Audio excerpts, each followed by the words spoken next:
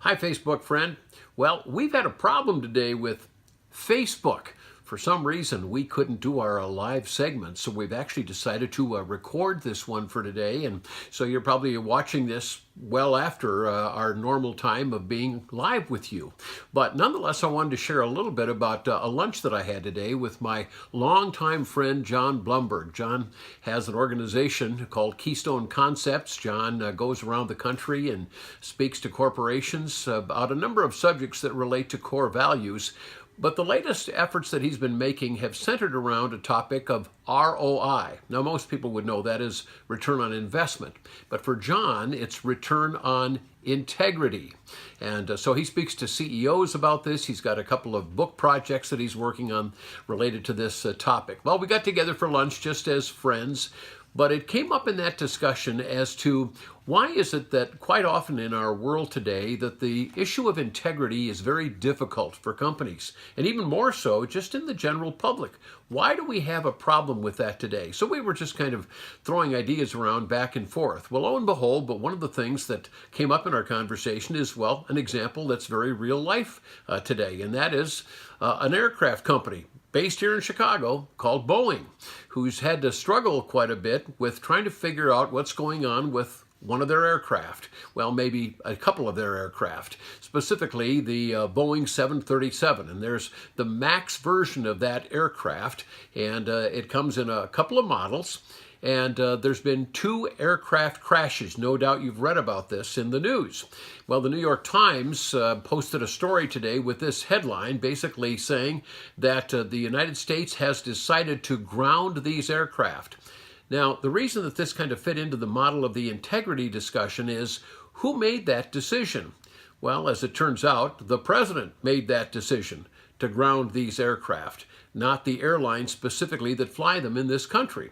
Other airlines in other countries had already made this decision, but not here in the U.S. Southwest and American were the 2 key airlines that seem to have the most of these aircraft, if not exclusively, are flying these aircraft. So nonetheless, now they're grounded for a period of time.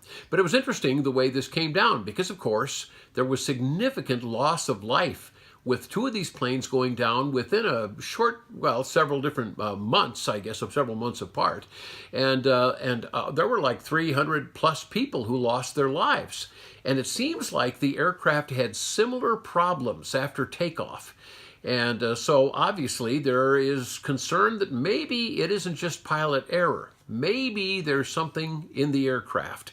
Well, we can figure that out, I guess, you and I sitting here thinking that, that seems like a logical conclusion. But apparently that wasn't as logical to the people at Boeing or even to the FAA, who declined to ground the aircraft until the president made his announcement today. So, what does this tell us about the subject of integrity? Well, really, when you think about it, integrity plays into this discussion in 2 ways. The first is aircraft. Obviously, we want aircraft that have integrity, right? I mean, if we're flying, we want to believe that that plane has been put together and is being held together in the best of fashion, that it has integrity. But we also want integrity in the people who manufacture that aircraft, the people who fly that aircraft.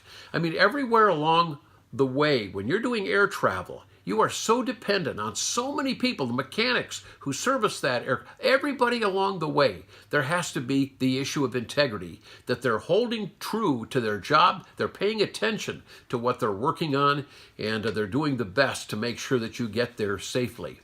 Now, I thought it was interesting that the CEO of Boeing in Chicago made the observation that this was a good decision by the president. But what John Blumberg and I were talking about today is, wouldn't it have been better for Boeing had the CEO not led the way in this and said, basically, we're not flying any more of those aircraft until we know for sure that there is not a problem with the integrity of the aircraft? I think that would have been the better method. So John and I were in agreement on that. We're wondering if you are as well. Feel free to give me comments on my Facebook page. Hey, thanks so much for watching. Look forward to being with you tomorrow as we have another very special edition, as I'll be speaking with a pastor who is bivocational, and I think you're going to want to watch it. So join me tomorrow. Hopefully our Facebook friends will have this little glitch that they had today figured out. Mark Elfstrand in Chicago, signing off.